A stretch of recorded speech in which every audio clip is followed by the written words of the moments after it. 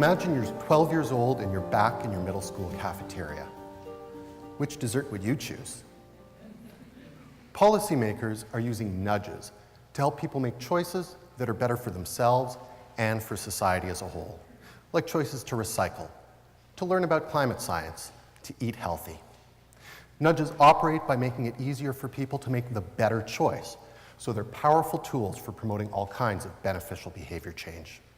For example, a nudge could be used in a school cafeteria to boost healthy eating behavior. This could involve offering a nutritious dessert by default, while other options are available by request. But what happens if a student transfers over to another school where that cake is right next to the fruit salad? Does their healthy eating behavior persist? Does the nudge carry over? We actually know little about what happens after a nudge is removed. I'm addressing these questions because the answers are critical to informing the appropriate use of nudges as a policy tool. My aim is to identify the kind of nudges that support long-term, sustained behavior change. For instance, I've found that the long-term effect of a nudge is strongly influenced by the heavy-handedness of that nudge. What I mean by heavy-handedness is how much harder the nudge makes it to choose the worse option, like the cake in the cafeteria. I'll illustrate by telling you about a study that I recently ran in the domain of learning. I nudged people that prefer entertaining comedy videos to instead watch educational science videos.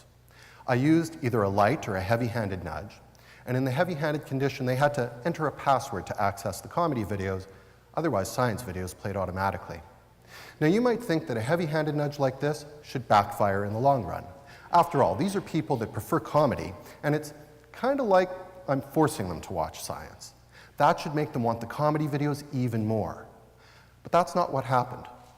Instead, when I removed the nudge, people watched more science videos in the heavy-handed condition. The heavy-handed nudge worked better at promoting sustained behavior change. So what's responsible for this surprising heavy-handed advantage? When people engage in behavior that conflicts with their attitude, they experience a discomfort known as dissonance, and this drives changes in attitude to bring it in line with the behavior.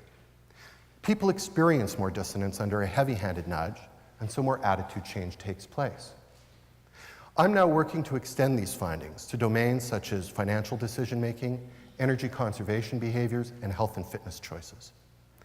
Attitude change is the key to sustaining the behavior change that policymakers are promoting across these domains.